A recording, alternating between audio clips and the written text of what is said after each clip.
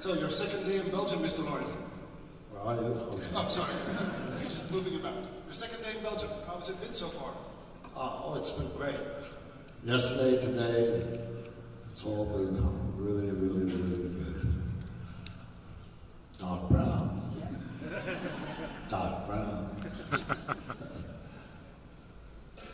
So, before we start taking questions from the audience, I have a question of my own. Back to the Future is, after all these years, still so popular. What is your explanation? Well, of course, I think everybody here at one time or another has thought about what it would be like to be somewhere in the future or somewhere in the past. And Back to the Future really exploits that fantasy. It takes us back to the past, it takes us to the present, it takes us to the future, and I think that we all have fantasies of being able to do that. And I think that's a lot of what makes Back to the Future so popular. Also, there's a wonderful relationship between Doc Brown and Marty. Doc Brown is the ultimate mentor for a young man. Doc Brown does so many crazy things. He's so excited about so many things. He has this incredible imagination. He's always inventing something. And I know that if I was 12, 13, 15 years old and a man like that was around, I'd be fascinated. I'd be fascinated by all the things he does. Even when he makes invents this crazy machine that feeds a dog, takes a dog can and takes the top off and it goes over and turns it upside down, even though it slops on the floor. It doesn't. He makes this in Back to the Future 3. He makes this enormous machine with all these gears and steam coming out. And then a little ice cube comes out. He has this incredible imagination and excitement. And I think for Marty, where can you find, somebody who opens up the world of imagination to you? I think that's a big appeal to the films. And also it's a family film. Marty's mom and dad and sister and brother, Marty has romances. It's a film that kind of covers all the bases for family enjoyment. I think that's a large part of why the film has continued to be so popular. Hello, I'd like to know, you were also in a movie called One Flew Over the Cuckoo's Nest. That's right. How did you get involved in this film, and how do you look back at the town? I started out, I lived near New York City when I grew up, and I went to, started out in the theater, which was a natural thing to do because the theater was right there. But I've always wanted to do film, and for years, I went up for film parts, and with no success whatsoever. It just seemed, like I could not seem to break the ice and get into a film. And I was sort of resolved that I was destined to be a theater actor. Some actors don't make the transition from one medium to the other, and I thought that must be my case. And then they came to cast One Flew Over the Cuckoo's Nest, and somehow I was kind of in a crazy state of mind at the time, and it clicked, and I got into the film, and it was my first film, and it was very, very exciting. Jack Nicholson was a mentor to me as an actor, with all the films he had already done. And it was a superb cast, and Milos Forman, amazing director, was directing it. And And it was really such a milestone in my life because it opened up the opportunity to do Back to the Future and so many other films. Yes, hello. Hi. I was wondering, Back to the Future is one of those movies for me that I love to watch again and again. And Me too. Well, you're kind of answering the question already, because I was wondering what kind of movie do you have that you can watch again and again and enjoy it every time? What kind of movie would I would like? I don't know. You know, I don't think much about what my next job is going to be, what kind of film it's going to be, or what kind of role it's going to be. I receive a script, I look at it, I read and see if the part, if there's something in the part that I connect with and connect to the audience with. The script may not be great, the money may not be great, but I love to work, I love to act, that's what I do. And that's the most important thing. So whatever the next job is, unless it's something I just can't do, that I look at the script and I say, I can't do this because I don't connect to it, I don't relate to it. But if I find anything in there that, I understand what that's about, and I want you to understand it, then I will do it, whatever the circumstances. So that's I don't have in my mind, like, I'd like to do this particular kind of role. I want to do a serious role or a comic role. The only role I kind of imagine I would love to do, if it ever came, is Don Quixote de la Mancha. I think that is such an extraordinary character, but we'll see. If you could time travel, is there a moment in your life that you would like to revisit, or another moment in history? I would certainly like to be able to move ahead just 50 years with everything that's happening today. The environment, with the turmoil in the Mideast, and so many conflicts. I feel things are coming to sort of a revolution, not war, but things are going to be changing radically in the next few years in so many kind of ways. And I'd love to be back in 50 years to see how it's going. As far as the past, I don't know. Maybe going back to the Civil War and seeing the conflicts at that time. And I would have loved to be around Abraham Lincoln. Abraham Lincoln is, to me, such a strange, wonderful character. To see him in person and see his thinking and how he dealt with what was going on. I'd love to go back to ancient Greece, the age of Pericles, and see a play by Agamemnon or Aeschylus, you know, in one of those ruins that I visited, and be in the audience. My God, amazing. I don't know, something like that. During the Back to the Future movies, there were very most memorable moments, but what moments were improvised? I think the most fun was Back to the Future 3. Doc Brown had a romance. There was many hours spent on that locomotive, that steam engine, which is such an amazing machine. It's this big iron hulking thing with gears moving and all that. I don't know that I could pick a moment that out of all of it. It was all such an adventure. In the film, there's barely a moment where nothing is happening.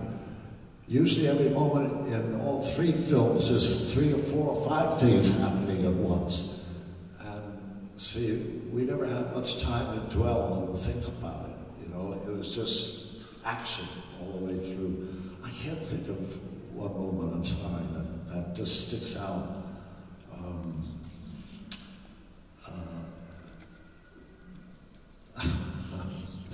You got me. And were there any scenes that were in the movie that were actually improvised and not scripted, or was everything that you shot scripted? Not really. I mean, the script, we didn't improvise on the script. Maybe just a little bit here and there. It was mostly stuck to the writing, because the writing worked so well. And I had a lot of speeches where I'm uttering all sorts of pseudo-scientific, technological descriptions of this and that. I could never have made that up on my own. So, yeah. Hello, you've once guest starred in Chuck, and I was wondering how your experience was, and because they also tried to bring a bit of the character of Doc in it. I'm sorry? You were in the show Chuck. You remember Chuck? Just. And well, she wanted to know how that experience was for you, because the character in Chuck was practically based on Doc Emmett Brown. Just. Chuck. I don't remember it at all. Chuck. Chuck. We got you. Chuck. Chuck. Chuck. I don't know that. Never mind, we'll move on. Sorry. I have a question about the movie Who Framed Roger Rabbit. How did you experience acting while the cartoons were not on set? What was it like? That was a challenge. We had a lot of practice. We had a guy dressed up as Roger Rabbit, and when Roger Rabbit was off camera, we would speak to him and he would speak to us. And that was very helpful. We had a lot of practice with, they made a fake Roger Rabbit. I mean, it was about that tall, and it was Roger Rabbit, and it had a certain weight to it, maybe 30 pounds or something like that. So that we handled it, and they had a pantomist there to show us what muscles we would use to make it seem like we were actually holding Roger Rabbit. And they had like the woman who sang the sexy, I forget her name. Jessica Rabbit. Ah, yes, Jessica Rabbit, my God. They had a woman sing and play her. So we had somebody to focus on. And the same for the rats and all the other creatures. Yeah. Hello. Hi. Hi. Do you already know what you will do on the 21st of October of this year? The famous day. Say again. Have you got any plans for 21st October 2015? Yeah, there are many plans. I'll be in New York City. There's a couple of appearances with Michael J. Fox on Jimmy Kimmel. I don't know if you're familiar. And other events celebrating the anniversary, the 30th anniversary. So it'll be a pretty busy time during those days. And in Washington, D.C., there's a big thing I'm going to celebrate. So it'll be busy. Hi. Another thing you were very famous for was Taxi. It was really big in Europe as well, because they had a rerun recently. Oh, really? Yeah. It was fun to see you again in that role. So, how do you reflect on those days? Because in America it was quite big as well. Yes. Yeah. How do you reflect on those days? How was it like to work with Tony Danza, Danny DeVito, Danny DeVito, Mary Lou Handler, Judd Hirsch.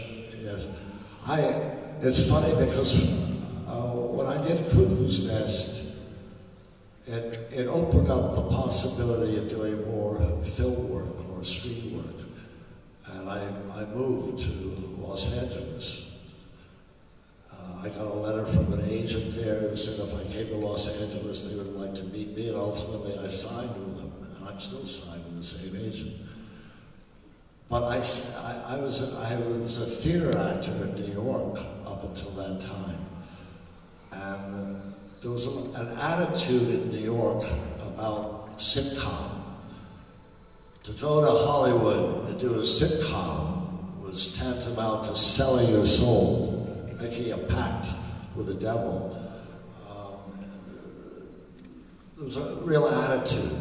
So when I picked up some of that attitude, regrettably, I'm ashamed to say, but when I moved to LA, I did not want to do a sitcom.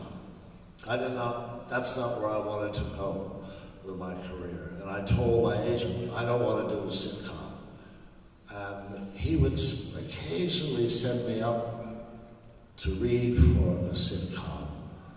And he would kind of nudge me along because he knew I had an attitude by saying that, it's a good experience. Go up and meet these people because you never know.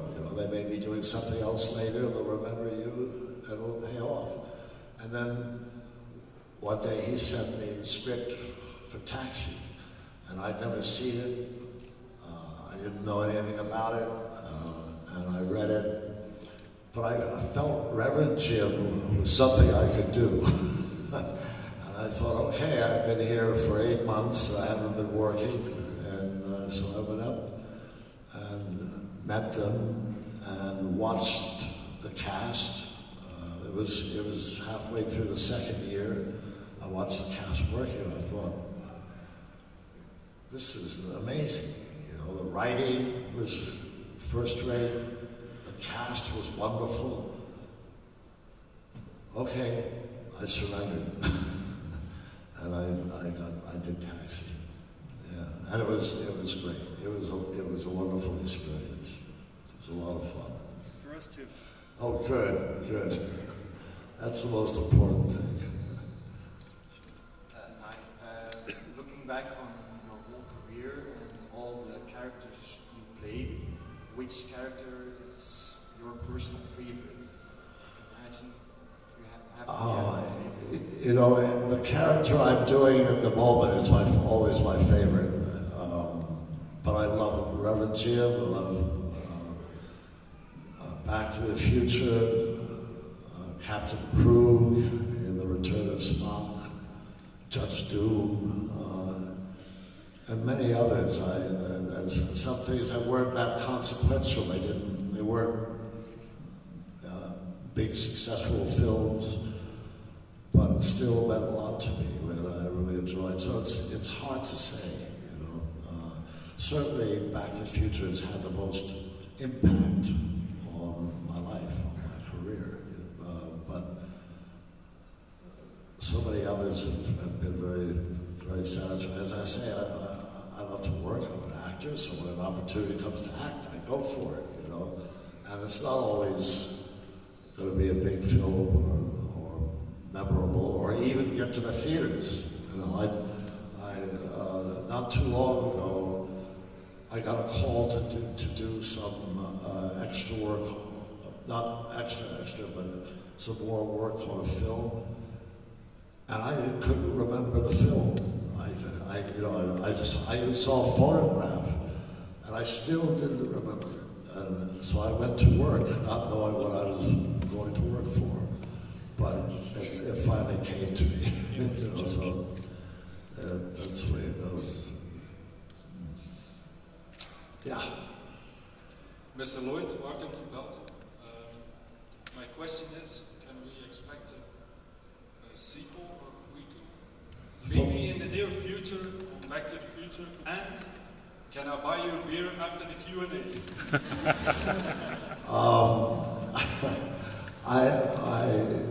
I don't think there's going to be a sequel. I feel when the end of Back to the Future 3, I feel the writers felt they had gone as far as they could go with the story, which is not to say it can't happen, but it's tough now to come up with a script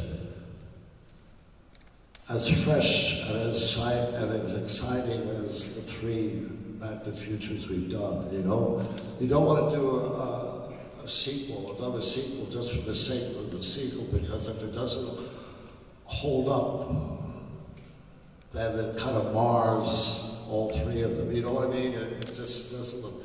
So I know. And as far as a beer after the interview, I'll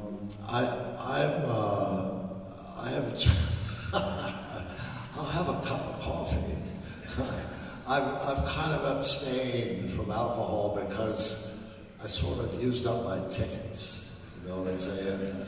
And I had to kind of let that go. Okay. But a good, strong cappuccino would be great. We've got time. All right. We've got time for one more question. Come on. How fun was it to become Uncle Fester Adams? How much fun was it to be in the Adams family? It was amazing. When I grew up, when I was in my adolescence and into my teens, every week my family subscribed to a magazine that had Charles Adams cartoons. And periodically there'd be an Adams Family cartoon with Uncle Fester. And as a kid, as a child really, I loved Uncle Fester. I loved getting that magazine, opening it up, and finding Uncle Fester in the cartoon. I loved him. He was so mischievous and kind of evil and strange, and he looked so strange, you know, his round body. And decades later, I get a telephone call that they're going to produce a film, an Adams Family film, and they want to meet me for the part of Uncle Fester. And I was thrilled. I mean, what a dream come true to play a part that you grew up so loving earlier in your life. I did not understand how it could be possible because I don't look like Uncle Fester. You know, I'm kind of tall. I'm not round, and I'm not bald naturally, but we found a way to make it look right, and I loved it. And it was such a wonderful cast. I'm on the spot, so I can't remember names now, but if you've seen the film, you've seen them all. It was a wonderful, I loved it. I'd love to do Uncle Fester again. It was great. Dames en heren, geef die kerel een staande ovatie. Mr. Christopher Lloyd!